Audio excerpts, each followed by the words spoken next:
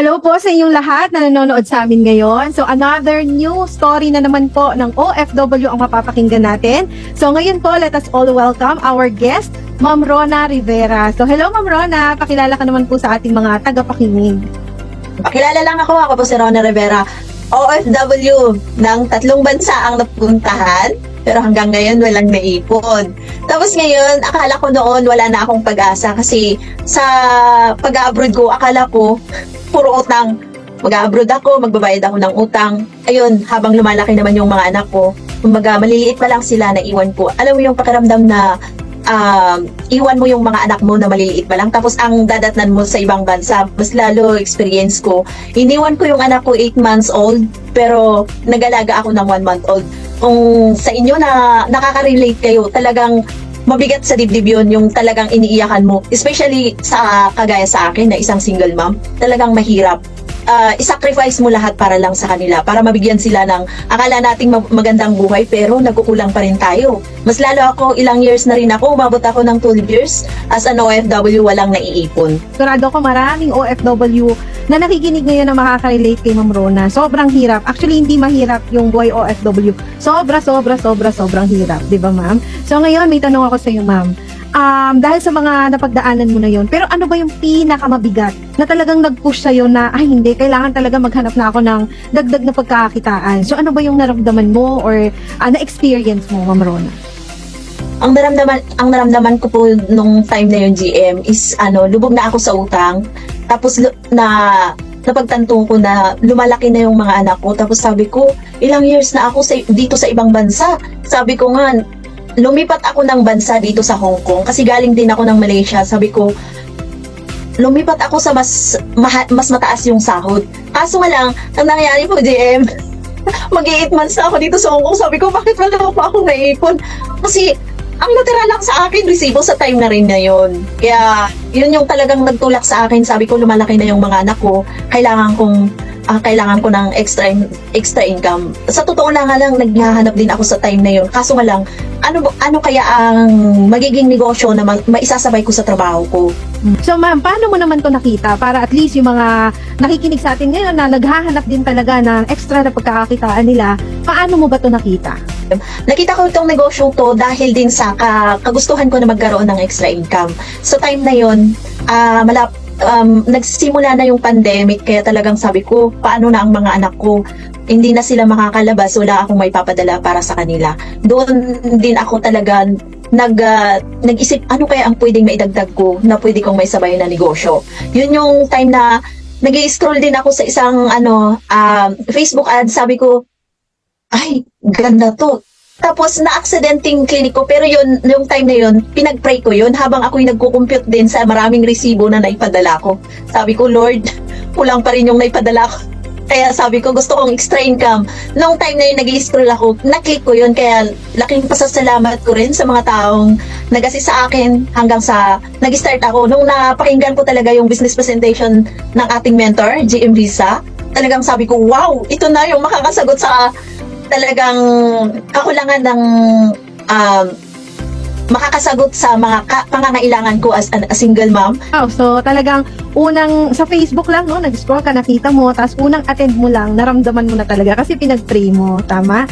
So, Ma'am Rona, ano naman yung nangyari sa'yo after joining? Kasi marami nagtatanong talaga, gusto nilang malaman, ano ba nangyayari kapag pumasok ka sa online negosyo na yan? Ano ba yung mga nangyari sa'yo? Ano ba yung mga na-experience mo? I-share mo naman sa mga nakikinig sa atin. Wow, kakaiba talaga yung nasa loob, ganito pala. Tapos, yung grabing excited ko talaga na, ay, ito pala yung kagandahan ng teamwork na sinasabi nila. Lahat i-guide ka nila sa, nung time na yun, ito pa lang yung napasukan kong negosyo na talagang sabi ko, nasa kanila lahat, especially ang mga mentor, andyan pa rin, especially kay GM Risa, sabi ko, start pa lang, napawaw talaga ako kasi yun yung gusto ko sa negosyo na meron pa rin tayong mentor na mag-guide sa atin down the line para hindi, kumbaga, andyan pa rin natutulong sa atin na matrabaho natin yung negosyo natin. And then, yung palaging umuwi, utang nakaabang, magkabilaan. Yan, utang free na. Itong negosyo na rin ang tumulong sa akin para mabayaran ko ang utang. Wow, so utang free na. si Ma'am Rona lang dahil sa business na to. Kasi alam nyo, isa yan sa mga nakaka-stress sa mga OFW yung para bang iniisip mo na parang di ka na makakawala sa pagiging OFW kasi talagang ang dami-dami patong-patong na utang talaga yung nag-aabang sa'yo. Sabi nga ni Ma'am, di ba, kaliwat kanan na utang. So, buti na lang talaga sinimulan, no? At saka maganda rin dito sa team natin is yung teamwork, totoo po yun. Kasi maraming OFW, first timer lang, walang experience. O kaya, meron man silang experience, kailangan mo pa rin silang gabayan. Kasi iba ang takot nila, pag sumali sila, baka pabayaan na sila. So, dito, na-experience mismo ni Ma'am Rona na talagang nag-guide siya from the start. Hanggang ngayon, kahit na kumikita na siya. Ma'am, income reveal nga. Magkano na ang naging income ni Ma'am Rona sa kanyang online negosyo? Yung income ko is parang bonus na lang din yon. Kasi talagang laking pasasalamat ko. Unang-una na talagang nabago ko ang pananaw ko sa buhay na ito. Kasi talagang wala na akong pag-asa noon. Muntik na akong mag-give up. Kasi stress sa lahat ng iniisip na utang, kung paano mabigyan ng kinabukasan ang mga anak. Yun yung pinakamasakit sa akin noon. Kaya ang kagandahan ngayon, sabi ko sa sarili ko, yung lahat ng natutunan ko dito sa negosyo na to, yun yung talagang kasi nag-start ako dito na wala akong alam sa ganitong negosyo, pero pasalamat ako, yun yung pinaka number one na nabago sa akin, and then self-development. Yung pananaw ko sa pagkatao ko, yung pagtitiwala ko sa sarili ko, kahit walang sumuporta sa akin, talagang pinaglaban ko siya. Ang reveal is almost 300,000 na. Wow, congratulations! So, almost 300,000 guys. And ginagawa po ito ni Ma'am Rona po, part-time lang po kasi currently nasa Hong Kong pa rin siya, no? Tinutuloy pa rin niya yung trabaho niya. Kasi syempre yung pa rin naman yung kanyang bread and butter. Pero at least ngayon po, no, nakakaluwag-luwag na at nakakatulong na po yung kinikita niya dito sa negosyo. And yung isa pa, sabi niya nga, bonus na lang yung kita kasi kikita ka naman talaga basta sinipagan mo. Ang pinakamahalaga doon is yung nabago yung mindset ni Ma'am Rona. At sa sobrang positive niya na ngayon, pati yung mga nangyayari sa paligid niya, very positive na rin. So, ayan, napakagandang experience ng Ma'am Rona. So, next question, Ma'am. If in case kaya na hindi mo to pinasok, kasi pwede ka namang nag-no noon nung merong nagpa-attend sa'yo or sinabihan ka na subukan mo yung pagnenegosyo, pwede ka namang mag-no. Buti na lang nag-yes ka. Pero kung sakaling nag-no ka, ano kayang buhay mo ngayon kung hindi ka pumasok sa negosyo? Exam ko ako ngayon, ayun, stress pa rin, nanonood ng kung ano-ano na mas lalo akong na-stress, nabaon pa rin sa utang, hindi makaahon sa yung mapagaan mo yung sitwasyon mo. Yung kasi sa time na talagang naramdaman ko is parang maano na lahat ang nakapaligid sa akin. Yung talagang mabigat yung sa akin na parang ako na lahat ang may kasalanan. Yun yung pinakamabigat na talagang yun yung sanang maging sitwasyon ko. Pero sabi ko, nung pumasok ako sa negosyong ito, sabi ko sa sarili ko, wow, ito na yung magaan lahat. Yung naramdaman mo yung palagi kang napupuyat sa stress, consumption sa lahat ng nangyayari sa pamilya mo, pero ngayon, maganda lahat ang takbo ng buhay ko. Ako ang nakikita ko kay Ma'am Rona, nung time siguro na hindi ka pa pumapasok dito sa negosyo, ang bigat ng pakiramdam. Yung bang hindi ka lang problemado financially, pati emotionally, no? Yun ang masakit doon Kasi yung financial, pwede pa magsipag ka lang kikita ka na, pero yung emotional na challenge sa buhay, napakabigat noon. So, ibig sabihin, ma'am, tong negosyo na to, talagang nabago talaga, no, yung buhay mo, mas naging positive, gumaan. Kasi dito, di ba, ma'am, marami kang nakakausap, na-share mo yung mga problema mo, may mga makikinig sa'yo, kaya napakasarap niyang gawin. Hindi lang puro pera, kundi pati yung pakikitungo mo sa ibang tao, nagkaroon ka ng pangalawang pamilya mo, mga kaibigan mo, na magpapagaan sa loob mo. So, ngayon, Ma'am Rona, next question to sa'yo. Sa ngayon, alam ko maraming nakikinig na OFW sa atin Ano ba yung best advice mo sa kanila? Lalo na sa mga takot pumasok sa pagninegosyo online. Grabe, ito na yung exciting part na talagang gusto kong ma-share din, yung naranasan ko sa negosyong to. Ayan, sa lahat ng kagaya ko, single mom man or may pamilya man, mas lalo sa kagaya kong may mga anak na maliliit, na iniwan, ito ang magiging advice ko sa inyo na habang may nakita ka na magandang opportunity sa pag-i-scroll mo sa Facebook or kahit saang platform ng ating social media. Kasi dito sa negosyong to, mas maganda magkaroon ka ng opportunity na pagkakakitaan mo. Kasi hindi habang buhay, malakas tayo dito sa ibang bansa. Tumatanda tayo, mas maganda na gamitin natin yung time natin.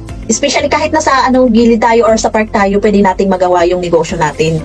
Habang malakas pa tayo, habang bata pa tayo, habang may panahon pa tayo na makasama ang pamilya natin, huwag nating antayin yung time na hindi ka napapansinin ng pamilya mo. Yun yung masakit na masakit na part sa akin. Sabi ko, lumaki na ang mga anak ko pero hindi na pumapansin ng mga anak ko kasi hindi natin sila nagabayan.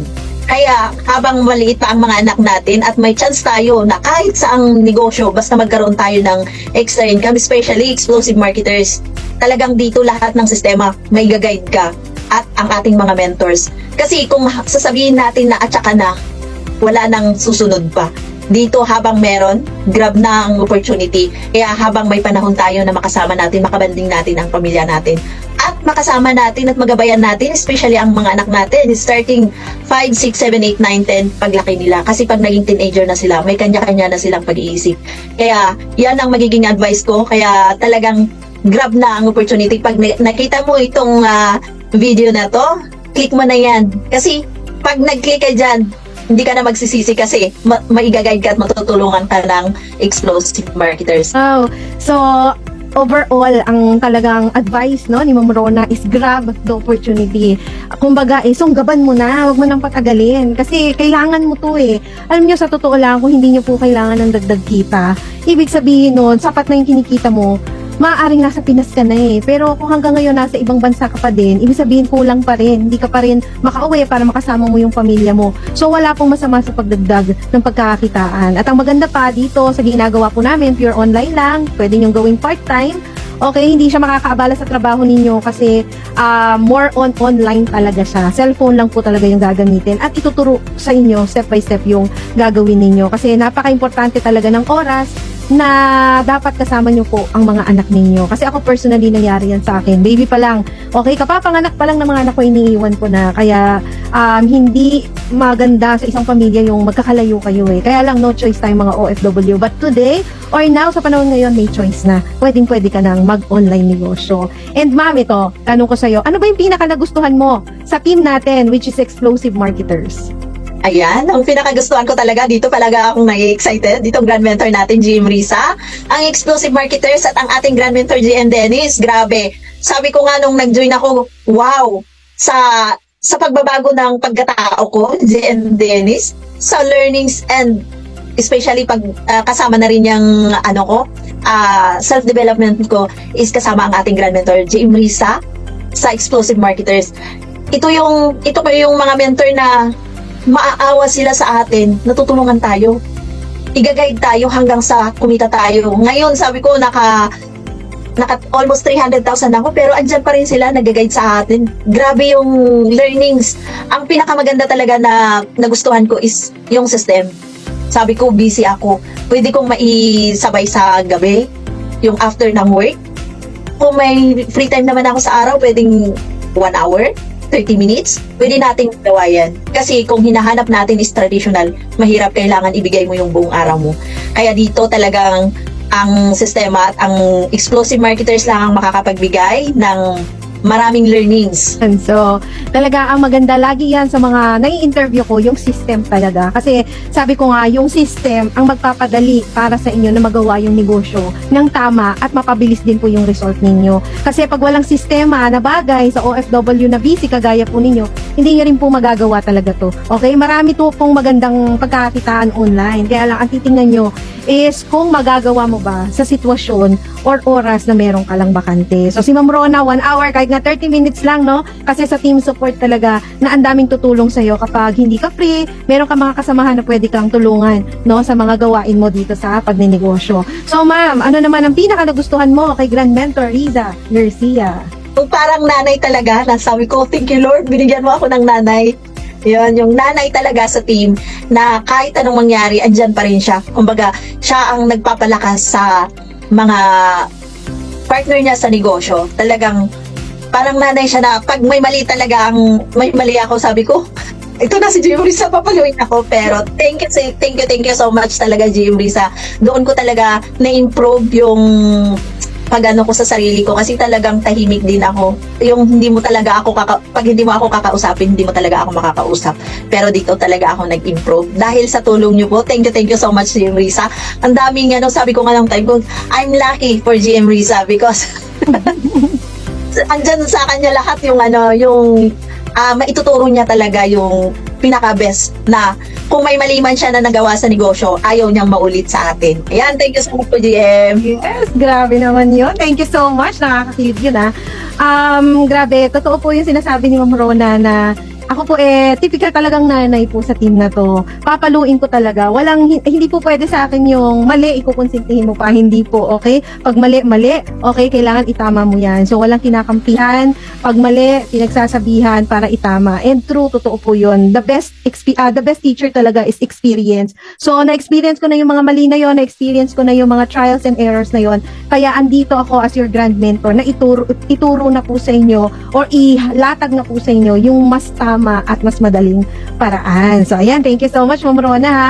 Actually, dito po, ayan, si Ma'am Rona po ay isa sa mga maaasahan ko po talaga na leader ko po dito sa team. Yan, OFW from Hong Kong. Napakasipag, matulungin po sa mga kasamahan namin dito. Actually, kahit po hindi part ng organization niya, tinutulungan pa rin niya. So, ganyan ko po talaga sila pinalaki dito sa team na kailangan po talaga tulungan, okay, para po at least mas magawa po ng maayos at masaya po yung negosyo. Kaya sa mga OFW po na nakikinig sa amin ni Ma'am Rona ngayon, no, tip lang namin sa inyo, wag po kayong matakot. Okay, lakasan niyo po yung loob ninyo dahil kung gusto niyo talaga na madagdagan ng kita, soon makauwi na for good at makasama ang pamilya, dapat po may gawin kayong bago. At itong negosyo na to kasama Explosive Marketers po ay makakatulong ng malaki sa inyo. So again, thank you so much po sa inyong lahat. Thank you, Ma'am Rona. And see you po sa susunod na OFW stories naman na isi-share ko po sa inyo. Thank you and God bless you po. So para malaman mo yung buong detalye, just attend our online business forum. So simple lang ang gagawin mo. Number 1, install the Zoom meeting app. You can go to Play Store or Apple App Store mo para ma-install mo ang Zoom. Next is choose a time schedule. So meron tayong Middle East time which is 12 noon, 2 p.m., 5 p.m., 8 p.m., and 11 p.m. Kung nasa Asia ka naman, it's 5 p.m., 7 p.m., 10 p.m., 1 a.m., and 4 a.m. So kung saan ka dyan free and available to attend, pumili ka lang. Then number 3 is click the meeting ID that will be sent to you by your sponsor. So magme-message na yung sponsor mo ng meeting ID, i-click mo lang or manually enter the meeting ID and password. And ang good news ko sa'yo, kapag umattend ka mamaya is magkakaroon ka ng chance to have a free showmaking online and community franchise. So kung paano yon, simply attend our online business forum. So see you later.